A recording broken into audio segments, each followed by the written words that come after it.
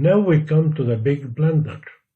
Dan Gibson's video in minute 55, second 29. The video said, "It was during this exact time that we see in mosque construction. Before this, every new mosque constructed faced Petra. But now, for the first time, some of the new mosques began to face Mecca in Saudi Arabia. But the problem still existed. What you do with the old mosques? They were built facing Petra. It was during this time that mosques began hanging a sign on the wall to indicate the direction of prayer.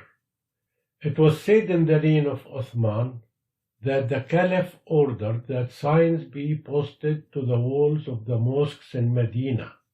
This was so that the pilgrims could easily identify the direction to which they needed to address their prayers.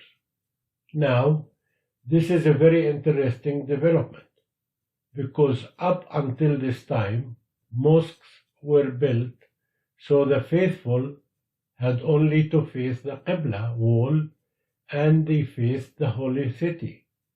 Why would you need to introduce a sign unless the direction of prayer had changed?"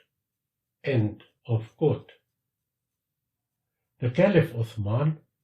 Now Dan Gibson takes us back in time.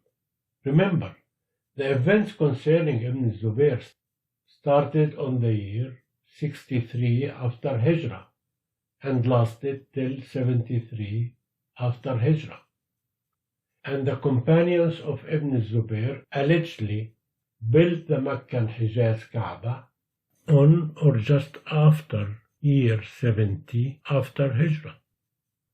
Dan Gibson now takes us back to the Caliph Uthman, who ruled in the year 23 after Hijrah till his death on 35 after Hijrah. So according to Dan Gibson, 40 years before the second Kaaba was built in Mecca, according to his story, Caliph Uthman ordered signs to be posted to identify the direction of the Kaaba, as if Caliph Uthman knew that after 40 years another Kaaba will be built and he should address this issue 40 years before the event. Yes, the Qibla was changed at the time of the Prophet, peace be upon him, during the second year after Hijrah. Only the second year. Nothing to do with Caliph Uthman, Ibn Zubayr, Abdul Malik ibn Marwan, Al-Hajjaj, or any other. We are traveling back in time to year 2 after Hijrah. Muslims in Mecca before Hijrah could not pray towards the Kaaba because it was full of the mushrikeen idols, asnam. So they've been ordered to face towards Bayt al-Maqdis, Ilya, as it was called at that time, Jerusalem. When they moved to Medina, they could now face the Kaaba in Mecca. So after 18 months in Medina, verses of the Quran were revealed to order them to face Mecca. That's all recorded in the Quran, not only by historians, in the Holy Quran. At that time, there were only few mosques in Medina. One is the mosque of the two Qiblas, because while they were praying facing Al-Quds, north, a man came and said, Al-Qibla is changed to Mecca. So they turned 180 degrees and thus they became to be facing Mecca, because Al-Quds is north and Mecca is south. But if we go with Dan Gibson, that Petra was the Mecca, then standing in Medina, praying towards Quds, Ilya or Petra are the same direction, and there would be no need for them to change their position.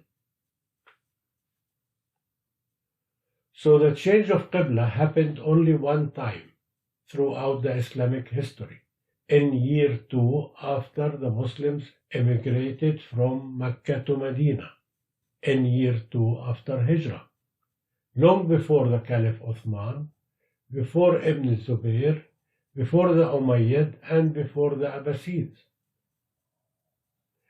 Then Dan Gibson video tells us in minute 58 and 15 seconds, he said, in the Islamic world, things were a mess. Not only were Muslims divided politically, they were divided religiously.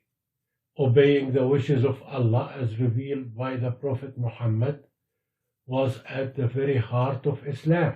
Should you obey Muhammad and the Quran and face towards the forbidden gathering place in Petra, or should you pray towards the sacred house and the Black Rock, which is in Saudi Arabia? End of quote. Muslims had their differences, like any other religion, but there was basic principles no two Muslims differs about today. These are their Kaaba, their Quran, and their deep love to their Prophet, peace be upon him, who was born, lived, and died in Al-Hijaz in Saudi Arabia. As we've shown so far, and there are many others, it's obvious and clear to any intelligent person that the historic part of the Petra hypothesis is full of holes and will not stand 1 minute if it is to be put under a serious academic examination. That's why it's only published on the unchecked and unscrutinized media outlets. This brings us to the end of this series, in which I examined the historical validity of the alleged story of moving the Kaaba from Petra to Mecca. In another video, I responded to Dan Gibson's claims that he found the remainings of Al-Kaaba in Petra. Thank you for watching. Please share this video and subscribe to this channel. Wassalamu alaikum.